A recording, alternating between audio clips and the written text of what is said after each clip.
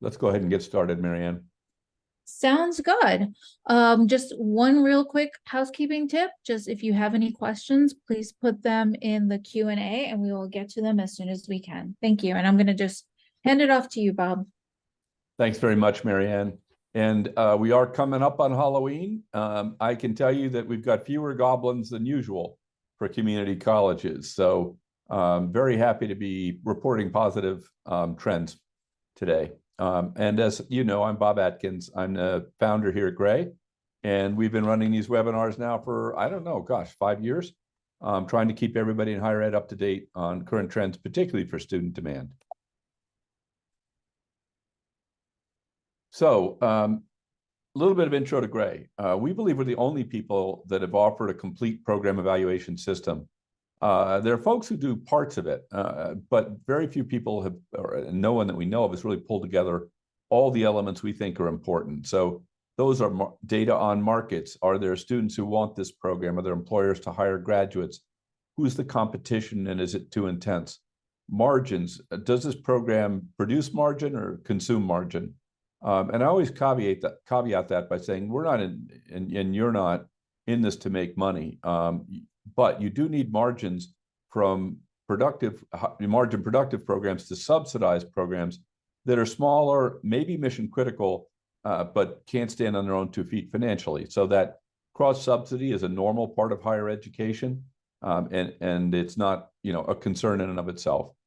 So we're trying to figure out when we do margins, what is the web of cross subsidies that's needed in order to have sustainable financials?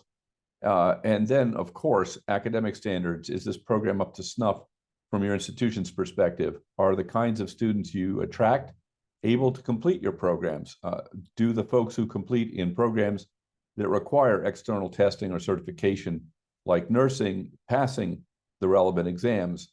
So all those things become an ingredient, all of those are ingredients in the decision, dominated, in fact, by mission. So there are programs that you'll want to look at that are mission critical, and they may not have great markets, they may not have great margins, but they're central to your mission. And that, is what you should be doing as a higher education institution. However, even with all that data, and you'd still need judgment. You'll be happy to know that AI has not reached the point where it can replace people in making program decisions. And you do need the right people involved in the right process in order to get program decisions made. And more importantly, to get decisions made that will be followed through by your organization. We've experimented a long time ago. We used to make recommendations. I can promise you consultant recommendations are not helpful. They pretty much get rejected out of hand. Similarly, top-down kinds of recommendations don't do very well. It tends, while people do it in order to speed things up, that kind of top-down or outside-in recommendation generally slows things down because of the resistance it creates internally. The other thing that people often perceive these days is that cutting programs is going to help them solve financial problems, and in particular, cutting the liberal arts is going to help solve financial problems. In our experience, in the numbers we've run, cutting programs really doesn't do a whole lot of good financially. Oftentimes, the revenue from the students you would have gotten offsets the savings in terms of faculty costs. So be super careful with that. And before you do it, make sure you run the numbers and don't cut programs that are contribution positive, because, as I say, you may end up worse on the other side than you thought. The costs will go away, but so will the revenue. So, and in terms of liberal arts, we'll come to it, but there's an awful lot of mythology out there about the liberal arts and whether there are indeed jobs on the other side. And the short answer to that is there are, and a lot of the data is simply incorrect. And I'll touch on that a little bit later on in the presentation. So a few things we think are important when you're thinking about program evaluation. Number one, have the right data, get the right people involved, and in a good process that's reasonably quick because the market's moving fast. And then last but not least, be careful with some of these almost knee-jerk reactions that you can get from a board member or something that doesn't really understand how a college works or how its economics work, because that can get you in trouble. So let's see, we'll start with student demand and share some leading indicators and trends. Then we'll talk about employment and current indicators. We'll run through the program of the month. I'll give a summary. And then we have one of our analysts on the phone, and he would be glad to look at any programs that you're interested in. We do have to look at the national level. It gets a little slow if we try and run local models in real time. So, but if you have programs you'd like us to look at, please go ahead and enter them anywhere you want, chat or Q&A, and we'll get to them at the end of my webinar. A little bit of information about student demand data. The most forward-looking data we have is Google, where folks are in there looking for programs that they're going to enroll in, not this minute, but probably next month, next quarter, or at higher level programs, you get to PhDs and they're looking at 18 months. Enrollment is very current. That's telling you what people are enrolling in more or less right now. In practice, it comes out 3 times a year. So on average, it's going to be 3 or 4 months old, but that's really pretty good measurement of what students are interested in and enrolling in right now. What we've relied on in the past is iPads, and iPads really isn't forward-looking.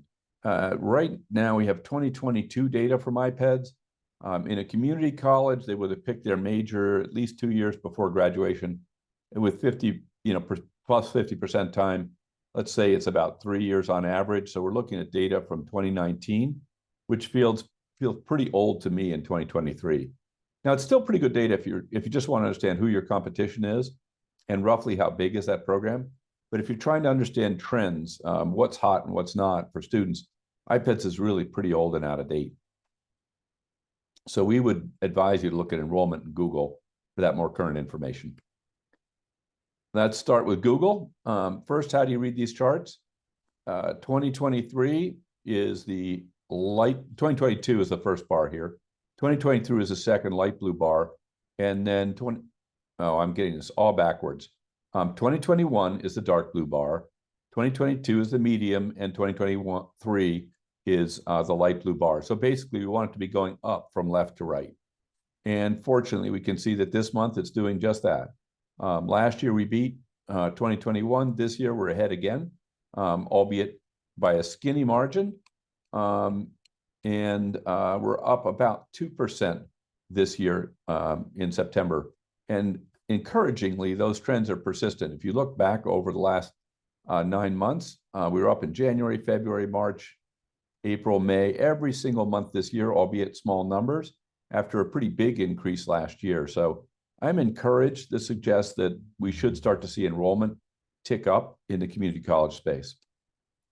What's hot? Well, business was in the lead for a while, but nursing just jumped ahead by a lot. So there were 943,000 searches for registered nursing in September.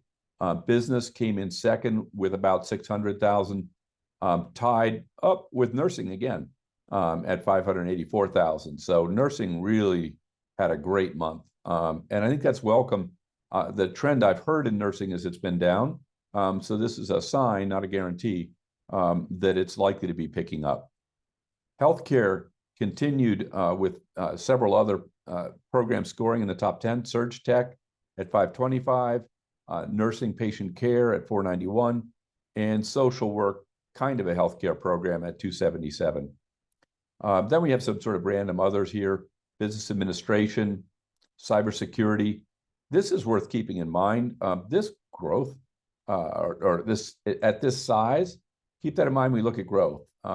It's become not just a fast-growing program, but a very large program at the same time. In fact, at this point, it's bigger than computer science, which I find very surprising. Then we have some career and technical education programs.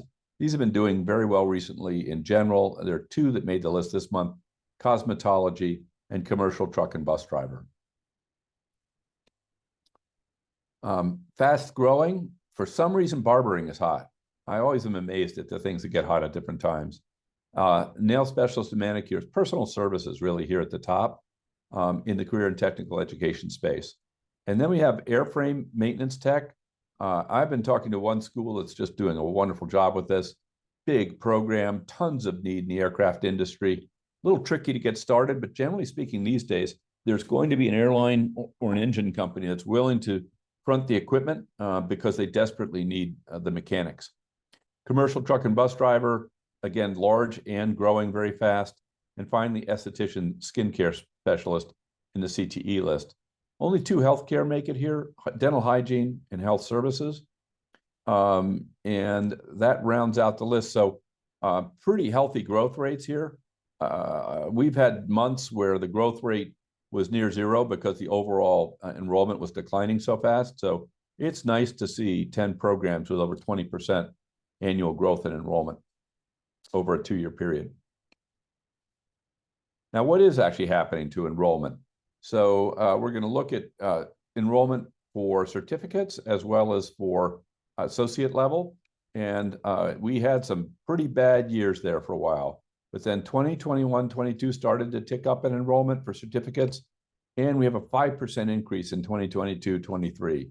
Finally, it's wonderful to see some of these numbers start to turn positive. We look at new enrollment in associate programs, an even longer downtrend, but we have an uptick. So we're up 3%. In my very non-statistical survey of clients in the community college space, they are actually beginning to see some of this flow through to their campuses. So nice upward trend there. Could be in part because of some of the free community college programs that have been rolled out. But if so, it's been a very deferred effect. But it certainly helped. Now, let's talk about the highest enrollment in certificate programs. These are almost all going to be career and technical at some level, but welding tech up had 21,000 students enrolled, auto mechanic tech 12,000, and cosmetology 8,500. Lots of healthcare here in our largest new enrollment programs. Medical clinical assistant with 13,000 enrollments, nursing assistant patient care aide 11,000, licensed vocational nurse 9,000, and EMT paramedic 8,700. And finally, we have a couple of business programs, business management general and bookkeeping accounting tech coming in here now. And as our tax season winds its way through again, I think the demand for anybody who understands accounting and especially tax is going to be very high on the employment side, at least.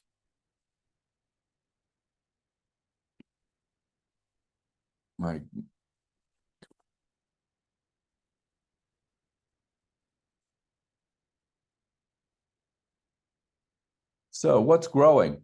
Well, remember that cybersecurity made our top 10 in terms of size. It also grew 43% in terms of enrollment for certificate programs.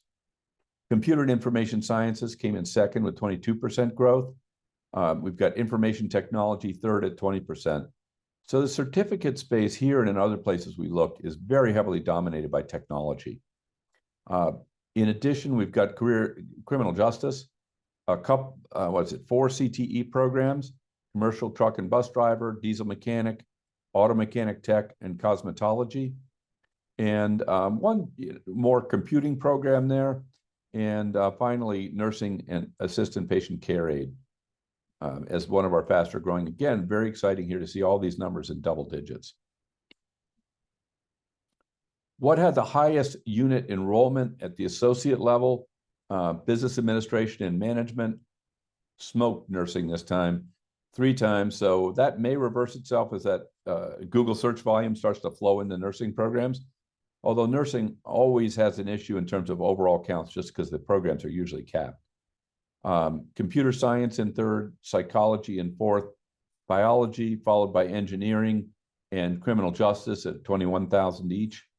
Bookkeeping, health sciences, and biological sciences all around 19,000 new students enrolled. Where's the growth? Well, yeah, you probably guessed already. Cybersecurity up 30% off a very large base. Visual and performing arts, though, is a surprising one to me. This is one of those programs where you'd expect, with all the doom and gloom about jobs and so forth at the end, this would be down, but it's not. Very substantial new enrollment in that program, up 25%. Then we have child development, computer science, more art, drama up 14%. Let's follow that. Art studies up 13%, and music up 10%. So the arts are bouncing back. Then we have what you could refer to as more practical or career and technical education programs, auto mechanics, rad techs, education general, and computer science and child development. So an interesting mix of programs that range from pretty high tech, very vocationally oriented programs, all the way over to purely artistic programs. And so it's just a very interesting mix. And it's nice to see some of the arts coming back in terms of enrollment. Bob, we have two questions before we move on, if you're available. Which colleges do these numbers represent? Are they Oregon only? And what number of colleges do they represent? This is the United States. So it's going to be several thousand community colleges across the United States. And there may be a smattering of other colleges that offer a 2-year degree as well. The enrollment data in particular, they won't tell us what schools it is, so we do it by degree level. But the vast majority of your associate's degrees are going to be issued by community colleges. And then our second question is, could you attribute some of this growth in community college certificates to the increased demand for micro-credentials? Absolutely. I think that's part of it. I think free community college is also part of it. In some 31 states, community college is now free. That isn't having the kind of marked impact you might expect, but it does help. So I also think that the labor market's softening a little bit. It's not bad, as we'll come to in a moment, but it's not as hot as it was. So I think there are people who are going back to school to, freshen up their degree and learn a new skill. So those are my thoughts on what the trend is. If you really, really want to have a simple way of analyzing enrollment, if you take the change in the unemployment rate, it is 90+% correlated with the change in enrollment. So as the unemployment rate rises, enrollment in community colleges will generally rise. And right now, I think what's happened is the unemployment rate has flattened and maybe ticking up slightly, and we're starting to see a little bit of that in folks coming back to school.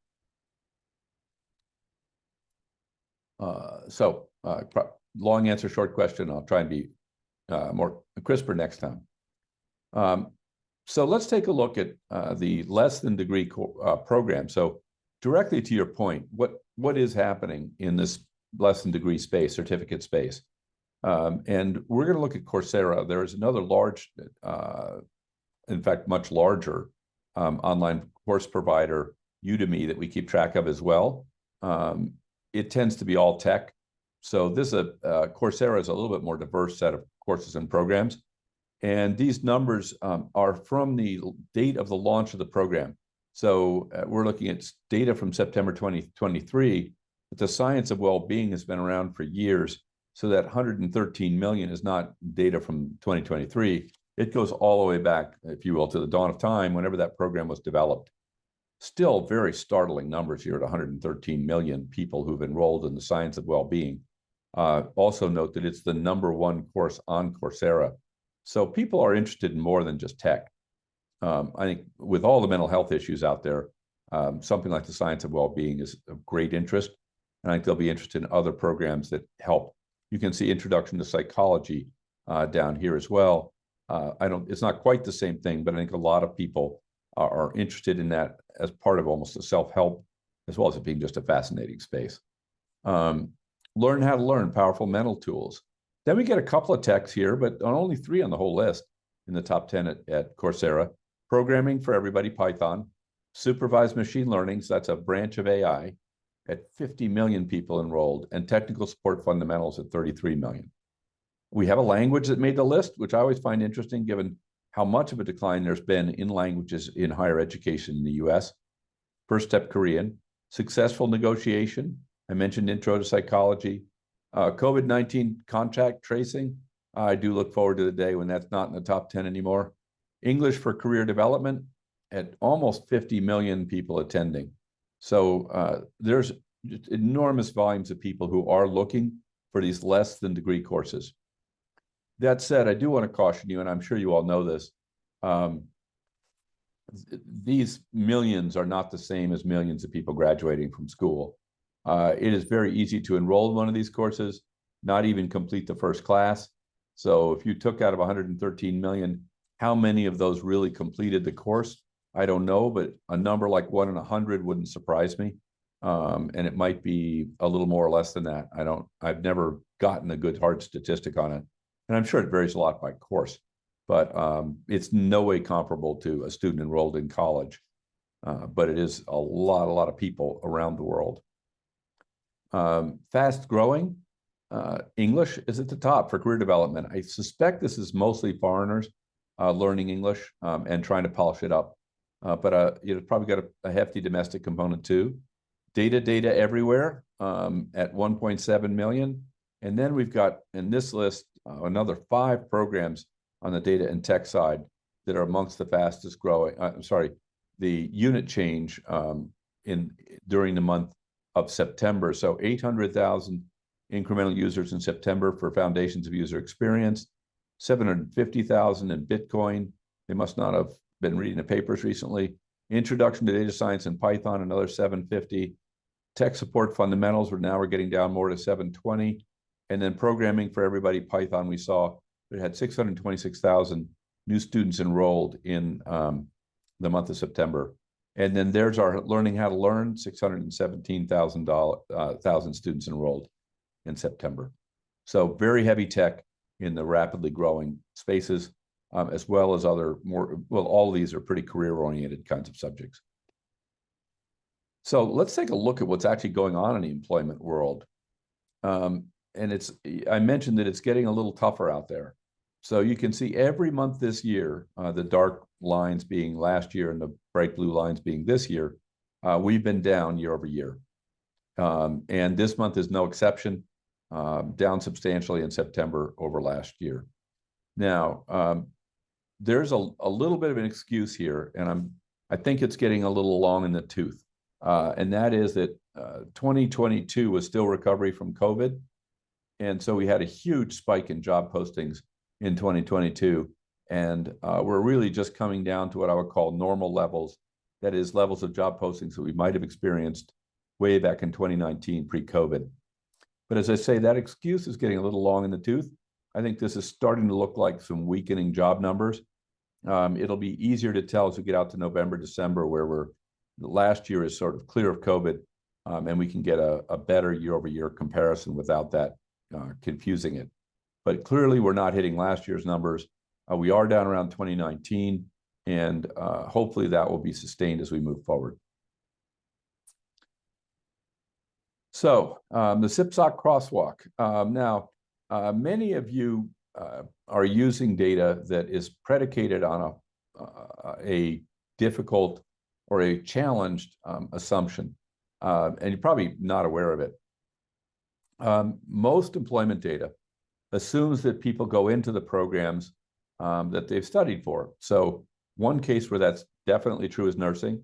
A little under 80% of people who graduate from nursing programs will go into nursing. And that's one of this 2% of programs here, between 60 and 79%. So if I go over to the other end, though, this is 0 to 19% of graduates from a given program go into the field for which they're directly prepared. So for 78% of programs, less than 20% of the graduates will go into fields for which they're directly prepared. Let me let that sink in for a minute. That means 80% of the graduates are going to do something that's not directly related to their degree. So if you're using data and it assumes direct prep, and you can ask or you can look at the crosswalk and figure it out pretty quickly, I'll show you how. Be careful, because it is not an accurate indicator of what people really do or what they're prepared for. And it's not close. You know, when you're off by 80%, that's kind of a bad thing. If we're off by 5 or 10%, then in this kind of work, that's normal and almost unavoidable given the complexity of the data sets. So let me give you an example of how this works, and again, how you can check. If you look at a given program and you inspect to see what degrees those students can get in the data set you're looking at, and you come up with a list of 4 or 5 fields, this technically would be standard occupation codes or SOCs, you've probably got a direct prep crosswalk you're working with. Now, maybe I should take a second just to explain what a crosswalk is. that's a term from coding for aligning a given academic program with an occupation. So if the occupation is not in the crosswalk, it doesn't get counted as a job for that program.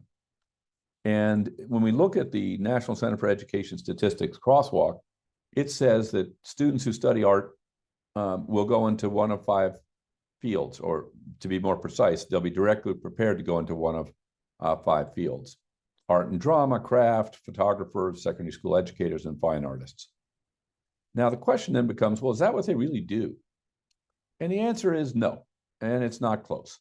Art studies majors go into 476 different occupations. So as I mentioned, if you're off by 10% in this business, you're probably doing pretty well, because very messy data, a lot of it's survey data, you just aren't going to get dead precise numbers. If I have to multiply by 100 to get to the right number, that's a problem. And that's what we're looking at here, 5 versus 476 occupations. And you can see some surprising ones here: chief executives. Now, keep in mind, these are not necessarily chief executives of Fortune 500 companies. You're a chief executive if you own your own business. So that leads to a lot more chief executive jobs than you might expect. But the number 2 job is general and operations managers. Not exactly an intuitive job for an arts major. Executive secretaries, okay, a little bit underemployed there probably. Sales, customer service reps, and then we get to the first arts program. Then sales managers, HR, online merchants. Again, there could be some real art involved here. Computer support specialists and cashiers. And this is where we're going to pick up the folks who get out of school and can't find a job. So it's not that it's all roses, but it's not nearly what people crack it up to be. People with an arts background can get good jobs. And by the way, I should be clear, these are not the jobs they get right out of college. This is the jobs that they'll have over their career. So it can work out. The idea that they, have no future from a job standpoint is just incorrect. So let's go look at job postings now and see what was hot out there. This is not for arts now. Retail sales, trying to hire a lot of people. Registered nursing, very high number of job postings, real shortage of nurses, fewer nurses graduating, quite a worrisome trend. If you happen to have a need to go to the hospital, you have a loved one in one, it is very difficult out there. General and operations managers at 36,000, computer support specialists, and secretaries up over 20,000, customer service representatives over 20. And then we drop to 18 with nursing assistants, home health and personal aides, stockers and order fillers, and maintenance and repair workers general. So there are still a lot of fields where we're short people. One of the things, I'm not a huge fan of immigration, but I do think we have to remember that it's actually a very positive contributor to the economy. And one of the ways these jobs are getting filled is actually through immigration. Otherwise, we'd have a dramatic labor shortage in a number of these lower skilled areas. So it's not all bad news. It helps the economy a little bit. Though I think in practice, it probably does compete a bit with an associate's degree graduate, assuming that the graduate isn't also an immigrant. What's going on in job postings? What's hot and what's not? Well, I mentioned tax, and here it is. We're getting to that season when people are hiring tax preparers as fast as they can. If I thought somebody had the mental fortitude to be a tax person, I got to tell you, there's no end of work, and it pays very well. Physical therapy assistants up 12%, diagnostic medical sonographers up 9%, interpreters up 9%, bookkeeping up 8%, food service managers up 7%, more food prep here up 5%, dietitians up 2%. So we get a cluster really of food-oriented programs. Then we have operating engineers and police and sheriff's office up 2%. Now, notice the difference in the growth rates here between this and the student demand data. Here, with the top 10, we get all the way down to 2% growth. That's because that job growth we were looking at earlier is low single digits. So you get to zero pretty fast in terms of growth in job postings. So that's the reason that is because the overall job postings are down. So you're not going to see very rapid growth rates in any given area, or not in a lot of areas, I guess is a better way of saying that. What are the skills people want? Microsoft Office. I used to talk about this a lot, but there's almost nothing you can do after college that won't require use of Microsoft Office to some extent. Obviously, there are fields. If you're a waitress, you're probably not going to need it, but if you're behind, if you're behind the counter and you're doing any of the office work, you're going to need it. If you're a nurse, Microsoft Office is one of the top 10 skills, and so forth. So this is one I think we really need to make sure people are learning as they get through college in order to make them employable, and importantly, for them to advance in their career. Everybody ends up having to use it. It doesn't mean you have to be able to write macros, but you certainly need to be comfortable and familiar with these tools and able to do basic data entry, navigate and read data in them. Second, we have construction, then accounting, project management, billing, registration, merchandising, data entry, logistics, and E-Verify. For those of you who aren't familiar with it, E-Verify is the US verification system for work status to make sure that people have the legal right to work in the US. Half of the 10 most requested certifications were in healthcare. This is pretty normal. Of course, if you're going to, affect people's health, it's good to know that you have a certification, that you've demonstrated the ability to do that. Very few other fields actually require certification. One of the big exceptions, of course, is security, and having a security clearance is one of the most common requirements in job postings. Licensed practical nurse, certified nursing assistant, certified medical assistant are 2, 3, and 4. We have a secret clearance, so if you will, security twice.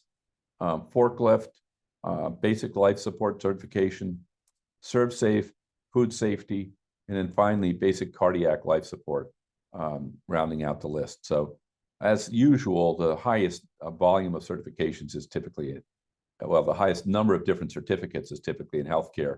I think if we looked at this, the highest volume is actually more on the security side. And these are not, when it's security clearance, these are government security clearance requirements. They're not information security training, that kind of thing. It's a different, this is getting a security clearance to work for the feds. So let's take a look at one program in more depth. For this, we're going to look at the market for that program. We're going to understand student demand, competition, employment, and last but not least, what degree level is appropriate, or we call degree fit. When we do this, we keep 50 variables because on all 1,500 academic programs. So, it's a long list that goes on well beyond this page. For those, we have 50 variables, so we can develop an overall score by weighting each of those variables. Think of it like a grade curve.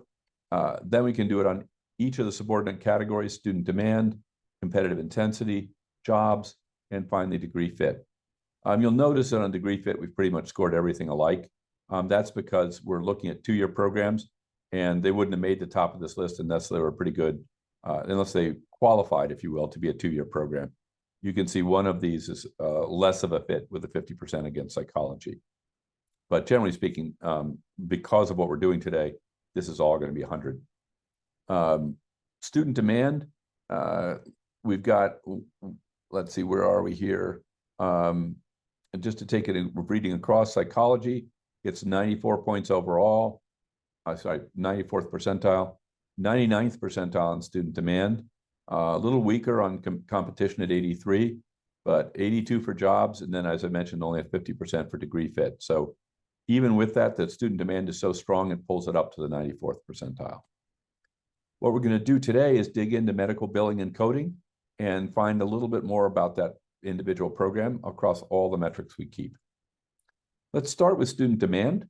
On the student demand side, we've got we keep data on Google search volumes. We also will start here with what's going on with on-ground completions. There are 18,000 of them. Now, I don't know about you, but I wouldn't have known whether 18,000 was a super high number or not for completions, but I can tell immediately because it's dark green, and dark green in our system means 98th percentile. And the system is pretty straightforward for the color coding. Green is good, red is bad, and in between is just that, in between. So for this program, we're at the 98th percentile for online completions, pretty big. New student enrollment volume is also very healthy at 97th percentile, with almost 8,000 new students enrolled. Google search volume is high, as you would expect, 96th percentile with a value of 235,000 Google searches. So everything here screams big program. On ground primarily, but we also have a pretty substantial, go back there. Actually have a pretty substantial online component here too, with 7,700 students completing online, 99th percentile in online volume. So that roughly a third of all the graduates here are coming from online programs. So big opportunity for not just for on ground, but also for online. Now let's take a look at growth. Somewhat different picture. We've got 22% growth in Google search volume, very healthy. It puts it at the 83rd percentile. So that begins to give us a hint that not only is it big, but it might be growing. Now we're getting some conflicting indicators. Completions were up 17%, but new student enrollment actually dropped off quite sharply. So this is one, if I had to guess on whether it's going to grow or not, I would say tough guess, not clear which way it's headed. It's been healthy in the past. It looks as though Google tells us it's going to be healthy in the future, but right now it's off quite a bit. So if we switch over and start to talk about employment again, here you can see the color coding, and it's changed on the employment scale. This program is actually pretty weak, 13th percentile, so the color coding is pink. And you'll see a lot of pink metrics in here. Historic growth, down 1.9% in terms of the 3-year trend in employment in this field. Job postings per graduate, on the other hand, are very healthy. There are 11 jobs per graduate, so it's not going to be any trouble for your graduates to find jobs. And the mean wages are not great. 8th percentile, $40,000. And I'd look at that and I'd say that's not a great wage on an ongoing basis, but not necessarily a terrible wage for a program that can get people in and out in 12 months and get them into the workforce where hopefully they'll continue to pursue their education while they're earning. In terms of overall size, you can see there are a lot of what we call direct prep jobs here. People who study this are in fact likely to go into this field, and the number of jobs available to them is quite high, very consistent with job postings per graduate. So let's take a look at competition. Again, we've got a bright pink here. So it's a warning that competition is going to be pretty intense. Indeed, campuses with graduates at 99th percentile. So there are as many campuses here as you're going to find in any program, 546 at any associate's program. Year-over-year change, people are still coming into this space. So that's not great from a competitive standpoint. And institutions with online in-market students, 133. So we've got a lot of online players competing in the national market. The in-market saturation metrics are high. It's $42 per click to advertise for this particular program. That's at the 95th percentile in terms of competitive intent, Google's competition index. So you can see both these numbers are at the 99th percentile. That would suggest to me that this program's getting saturated. I mentioned some new entrants, no growth in the median program. So it's still a decent size, not great. Average program completions are 19, median, which is a number I prefer, at 10. So it's not a big program. And as I mentioned, getting very competitive to attract students in this space.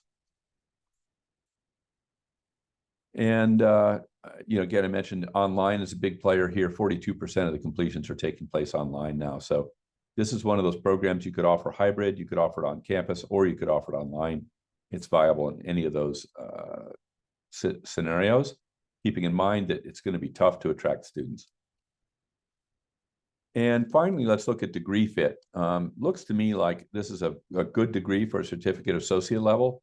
76% of the completions are at the certificate level, 24% at the associate's level. In terms of people in jobs, no college is actually pretty common, 25%. Some college, 33%. Relatively fewer for most jobs, associates and bachelor's degrees, 16% and 20% each. Keep in mind that when you see some of these higher level degrees, those degrees are not necessarily in medical billing and coding. this is a little bit like somebody with a doctorate driving a cab in many cases. They might have a doctorate in something completely different, and they're doing billing and coding for whatever reason at that particular moment. I was talking with a woman who's an MA when I was at the doctor the other day. She did have a graduate degree, but she was working as an MA because her job fell apart. And so she was doing it because it was a reliable field of employment that actually didn't take advantage of the degree she had, though she had gone on to get a certificate so she could be an MA. So again, just a little bit of a word to the wise, these higher level degrees are probably not degrees in this field. They're degrees in something else, and the person happens to be working as a medical biller and coder. So last but not least, when we share this data with clients, we put it all together on one page. Now, given that this is a little difficult to read, you might well ask why we do that. And the answer is so that when you're making decisions, everything you need to know is in one place. You don't have to hunt around through a variety of pages. It also helps when you're running a decision-making process that everybody can be looking at the same page. You get clarity about what the 4 or 5 different criteria you use for evaluating a program, or more specifically, the market for a program. And just getting consistency in the language and the categories really, really helpful for folks when they're trying to make these decisions, so that people aren't always doing, so what about this, what about that? And then again, having it in one page so you can read it all and assimilate it relatively quickly, especially if you're looking for new programs. You might want to look at dozens of them to pick out the 2 or 3 that might be of greater interest. And having a simple way to do that, a high-level scoring system where you can rank them and then you can dig into the detail on a single page, is very, very helpful. So who enrolls in medical billing and coding? This will be added to our scorecard in the next few months. At the moment, this skews very heavily female, as do many healthcare programs like nursing. Why? I have no idea. It doesn't make any sense. In lots of cases, these are very good programs, good earnings, but they skew heavily female. That's actually a little bit under the U.S. average percentage of white. So that means it's a little bit lower. You know, the percentage of the U.S. population that's white is greater than 38%. So it's a little bit more represented with Black or African Americans, Hispanic and Latinos, and then that's really it in terms of heavy representation in this particular field. So we're a little overrepresented in these 2 categories, a little underrepresented in white, and very underrepresented in men.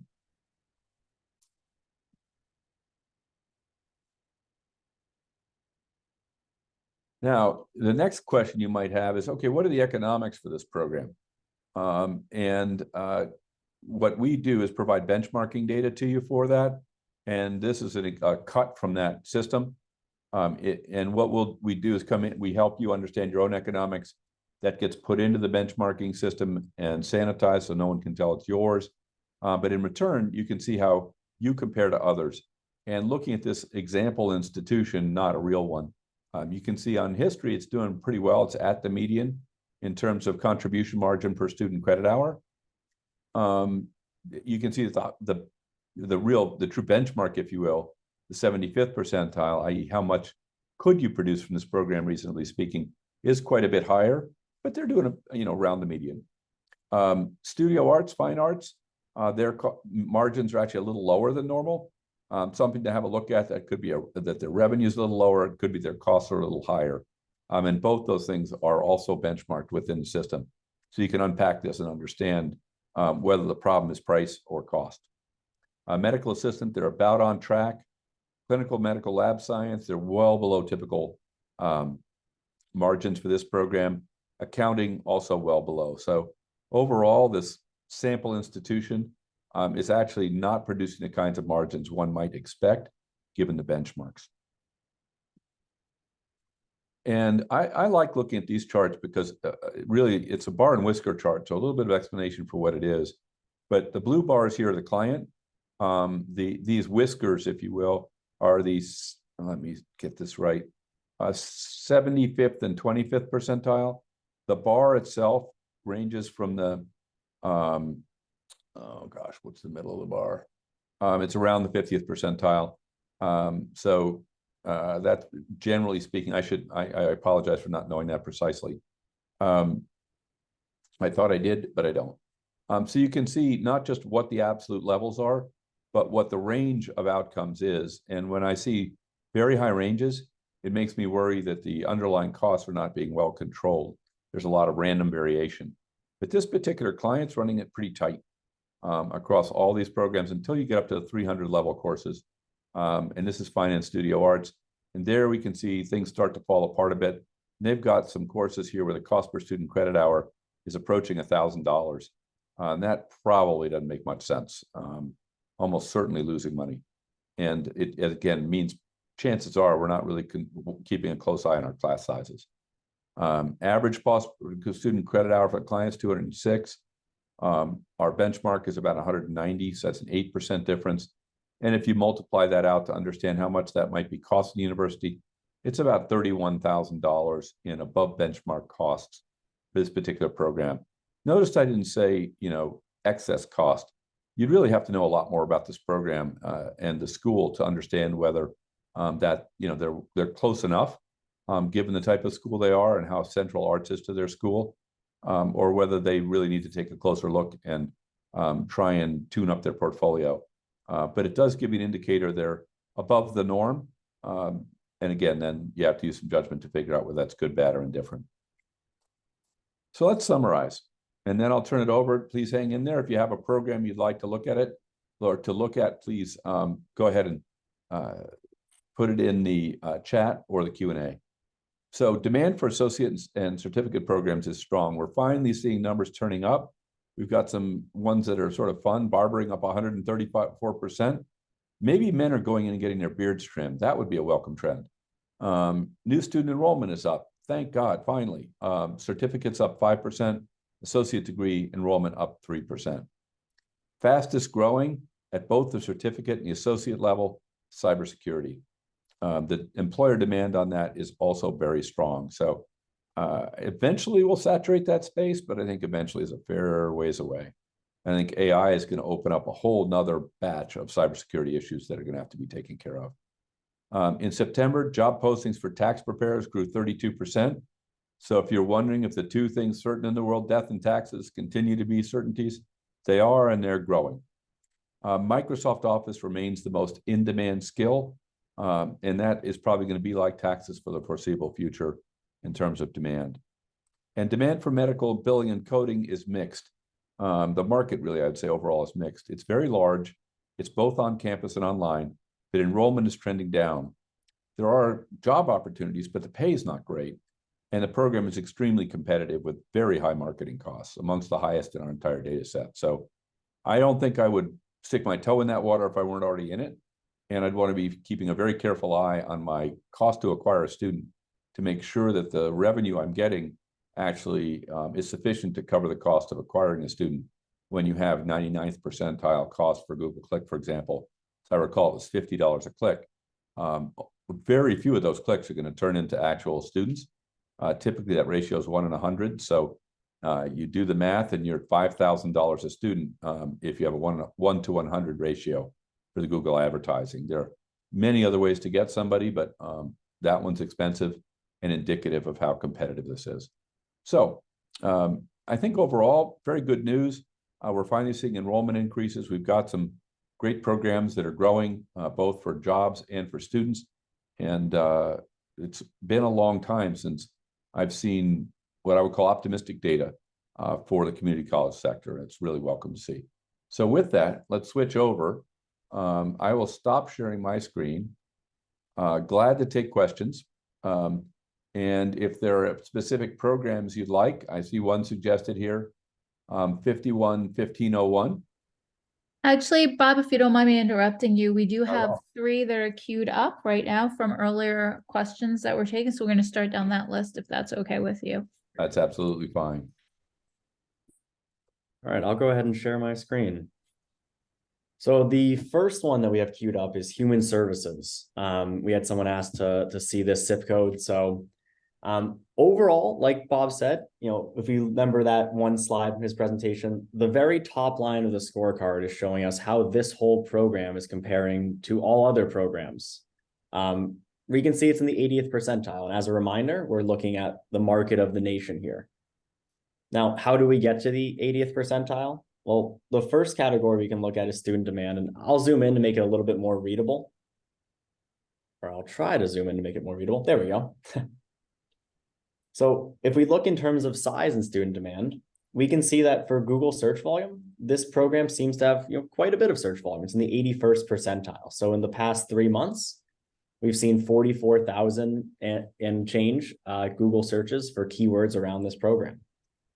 We can also see that new student enrollment for this program seems to be very large. So a little over 7,200 new student enrollments in the past 12 months. And we're looking at both associates and certificates here.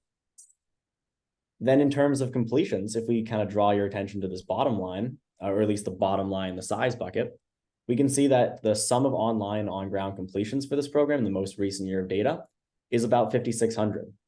Now, how does that break down? Well, about just under 1,600 of them were online and a little over 4,000 of them were on ground. So when we wrap all of that up, how big is this program? Well, in just about every measure, it seems to be large. On the growth side of the student demand bucket, we can look and see how these things are changing. We can see that both Google search volume and and new student enrollments are down year over year. Now, in terms of a percent change, they're down 7 and 8%, which is a little bit more of a decrease than the typical program saw. We see 34th percentile for the year over year change for Google search volume. So it's a bit of a larger decrease than most other programs saw. And then for completions, we see this program is actually up by about 7% of completions year over year. This is a very interesting example of iPad's danger of being out of date. Because if you were looking at iPads and saying, what's the trend here? You would think this program is growing. But actually, more recent data would suggest that it's in decline, and pretty substantial decline with 7 and 8% for Google and enrollment respectively. So in particular, if the enrollment number, where it's a very good number, it comes from the National Student Clearinghouse, it's updated recently, it's very robust. If that's down 8%, then we have a problem with new students coming in the door. So again, there's that conflict between what was happening 3 years ago, and those folks are now completing, that would be iPads, and then what's actually going on at this moment in terms of enrollment. Much better number, much closer to what's really happening in the marketplace at the moment. When we move down to competitive intensity, the first thing we can see here is that this top banner is highlighted in that pink color. So something is suggesting it may be more competitive. And when we take a look, the first section, volume of in-market competition, the very first thing we see is that there's 233 campuses with graduates, which is in the 95th percentile. So there's a lot of competition for this program. And more than that, there's 12 more campuses with graduates this year than there were last year. So it's a large and growing volume of competition. Now, we can also see, if we look at typical program sizes, the average program had 17 completions and the median had 7. So we can get a sense of about how large a typical cohort for this program is. And then going back to the cost per click we talked about for that other program, we can see that the typical cost per click for keywords around this program is $25, which is in the 97th percentile. So a relatively expensive program to capture search volume for. And then finally, we see that this program has quite an online presence. 55 institutions offering this program online, and 28% of completions happening for this program online. So in terms of a percentile, it's in the 88th percentile in terms of how the share of completions happening online.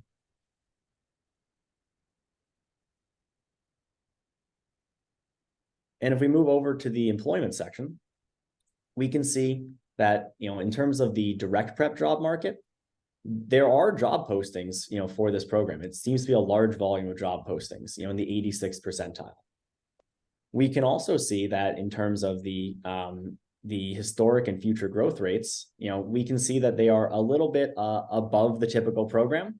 The 1 year historic growth rate is down a little bit, but not, it's above the typical program, above the median. And then for as far as wages, we can see the 10th percentile proxy entry-level wages, as well as the mean wages for this program and where they fall. And this is really where this program seems to be losing some points in our scoring system, for the mean wages falling around the 13th percentile. Now, one other thing we can take a look at is what percent of graduates are really going into direct prep jobs. This is coming from the American Community Survey, which is a bachelor's specific outcome survey. But it can be interesting to take a look at. So we can see that for bachelor's graduates from this program, 12% of them go into direct prep jobs. So even though we're looking at some direct prep data here, there may be some other fields or other job outcomes for these graduates as well. Well, it really shows up there when you look at the wages age 30 to 60 from the American Community Survey. Suddenly it pops up in the 13th percentile, the 58th percentile. So to the extent that this would be a transfer program for a community college, those students who go on to get their degree will actually do fine. So they may yet go on and get a graduate degree, 48% do. So that may be how they get their income up to the $94,000 level. On its own, at the associate's level, the wages are not attractive. And if we move over to degree fit, we can take a look at at what levels completions for this programs are happening. And speaking to that kind of transfer possibility Bob was just mentioning, we can see 34% of completions are at associates, but 48% of completions for this program are at bachelor's. And then finally, we can look at the National Workforce Educational Attainment data. And we can see that it looks like 34% is the largest category here. So 34% of people working in direct prep fields have a bachelor's degree at their highest level of education. So another point that speaks to that transfer possibility. Bob, anything you want to add before we switch to the next program? No, this looks a little rugged to me. Not probably be on my top of my list if I were thinking of launching one. If I had it, I wouldn't be surprised if your enrollment's a little off, you have a legitimate market problem. It's not just you. Other schools are off too, right? The enrollment levels are declining. Well, unfortunately, it looks like we're just about at time. Happy to have anyone meet with any of our guests here today to go over some more scorecards, or just to get a scorecard in through email. You can certainly check in with info, INFO, at grayassociates.com. That's GRAY. It was lovely meeting all of you. Thank you so much. And I would encourage you, if you have questions, please feel free to reach out to me directly. I may not answer you directly. I might have someone else help you out, but I'm happy to help. And for those of you, if we didn't get to your specific zip codes, your programs, I think we have emails. We'll send those out. We'll send you a scorecard after the call. Absolutely. Thanks very much. Someone math majors. I'd be curious to see how that looks myself. Sounds great. Thank you again, and we will hopefully see you next month.